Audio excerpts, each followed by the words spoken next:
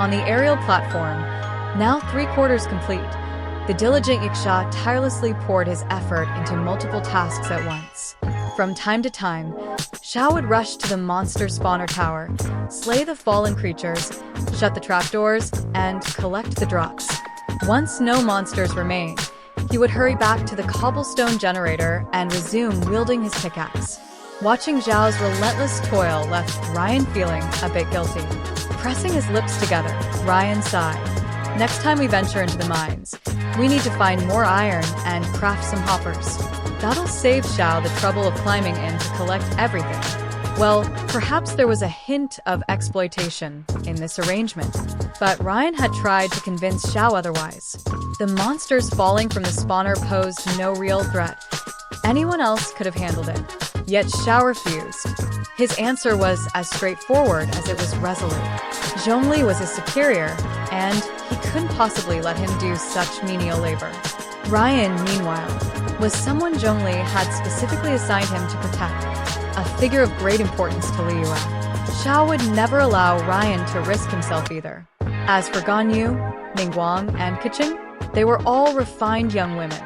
Xiao couldn't fathom asking them to deal with monsters, let alone pick up things like rotting flesh or bones. After weighing all the options, it seemed only natural for Xiao to handle the task himself. Xiao didn't mind, he even seemed to enjoy it. As a Yaksha, his nature was steeped in combat and violence. Strangely enough, Xiao had mentioned feeling a peculiar sensation every time he defeated monsters in this world. It was as if something was seeping into his body, a power that suppressed the karmic debt's corruption. With that in mind, Ryen stopped worrying and let Xiao do as he pleased. After all, Xiao shared Ryen's constitution due to their bond. Any monsters Xiao killed also contributed to Ryen's system mission. Judging by the efficiency of the spawner tower, Ryen estimated they could deal with 70 monsters by sunset. Once night fell, another 30 wouldn't take long to handle. Today's system mission? Practically guaranteed. All that remained was the enticing question: what kind of reward would he receive? As these thoughts swirled, Ryen's hands never stopped moving. Thanks to Zhao's steady supply of stone, he and Zhongli had nearly completed constructing the massive floating island base. Only the remaining quarter needed finishing, a task that would take no more than 10 minutes. This impressive feat left Ningguang and the others marveling. While they had already seen the peculiar mechanics of this world, witnessing such monumental progress firsthand was still a challenge to accept. Over time, though, they'd likely adapt. Perhaps one day, they too could build sprawling mansions in just an afternoon. Ryen, you look quite pleased. The sound of chimes accompanied by a cool breeze drew Ryen's attention. Turning, he found Ganyu crouched beside him, resting her chin in her hands and gazing at him with an adorable expression. Ryen chuckled softly, continuing to stack stones. Of course I'm happy. Back when I was wandering this world alone, it was miserable, lonely, and far from secure. But now, with all of you here, trusted companions by my side, I've made more progress in just a few days than I ever dreamed. And besides, compared to the monotonous days of chopping wood alone, even stacking stones feels enjoyable when I have Ganyu chatting with me. Why wouldn't I be happy? Hearing Ryen's sincere words, devoid of any teasing, Ganyu's cheeks flushed a light pink. Shyly, she tucked a strand of hair behind her ear. WL, it's not that big of a deal. We all know we're still unfamiliar with this world. It's you who's been leading us through everything. We're all very grateful to you, Ryen.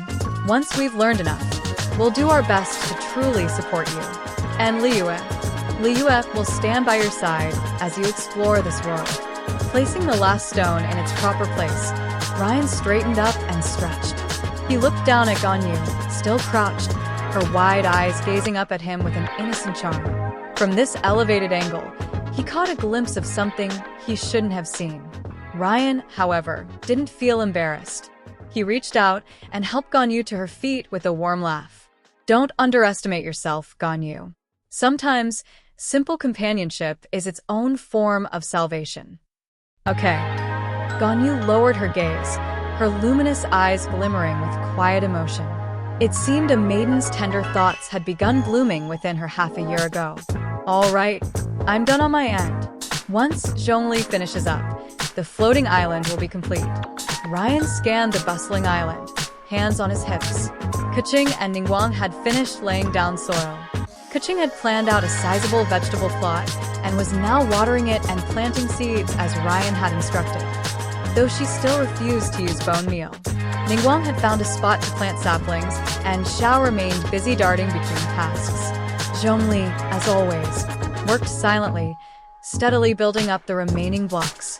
With only 6 people, the floating island felt lively and harmonious, a sight that lifted Ryan's spirits even higher.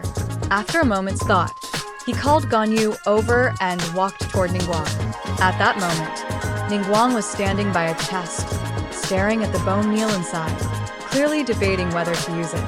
The thought of powdered bones as fertilizer was still difficult for her to accept. Ningguang, Ryen greeted casually. Startled from her thoughts, Ningguang shut the chest and abandoned the idea of using bone meal.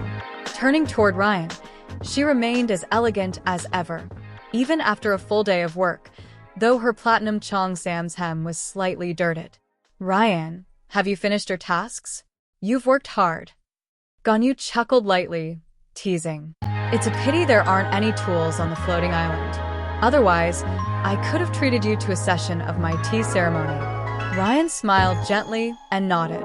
If the opportunity arises, I certainly wouldn't pass up such an honor. As for the initial construction of the floating island, it's done. The time is still early, so I came to ask, when does Liyue plan to send the first batch of pioneers for settlement? Upon hearing this, Ningguang's expression grew more serious. She unconsciously reached for her pipe, only to remember it had been shattered due to her earlier lapse in strength. After a moment of contemplation, she crossed her arms and spoke softly. Our initial plan was to move quickly since it involves resource allocation. But after experiencing the wonders of this world firsthand, I feel rushing isn't the right approach. Before she could finish, Keqing approached swiftly, interrupting Ningguang. I believe we should proceed faster. Keqing's face was smudged with dirt, giving her otherwise composed demeanor a touch of cuteness. Yet her voice remained sharp. Only by showing the Adepti our hard work and vision will they permit Liyue to truly walk its own path of independence. I refuse to see the people of Liyue become like the naive Mondstadt citizens. Ningguang's brow furrowed slightly. Keqing, sorry, I lost my temper. Keqing took a deep breath, her determined gaze fixed on Ningguang. Ningguang glanced discreetly at Zhongli, who remained composed, methodically stacking stone blocks. Her tension eased a little. After a moment of contemplation, Ningguang shook her head slightly and continued. Following the original plan for tomorrow isn't feasible. Before finishing her sentence, Ningguang noticed Keqing opening her mouth to argue. She quickly added, the dangers of this world, Keqing, you and Ryen and Ganyu have experienced firsthand. If necessary, you can witness the monsters that the Conqueror of Demons is currently slaying. This world is resource-rich, but I will not allow the citizens of Liyue or the Millelith to make unnecessary sacrifices. That statement silenced Keqing entirely. In fact, thinking about her eagerness risking the lives of Liyue citizens left her feeling guilty. Seeing Keqing's reaction, Ningguang shook her head internally, maintaining her composed expression. She added gently, but Keqing, you raise a valid point. We can't afford to waste too much time. I believe. Ningguang paused for a moment, then looked up at Ryen. In 2 days, the Millelith and the first batch of miners will move in. What do you think? 2 days. Ryen smiled, his lips curling slightly. That works. It'll give you enough time to familiarize yourself and map out a blueprint for the future minor city.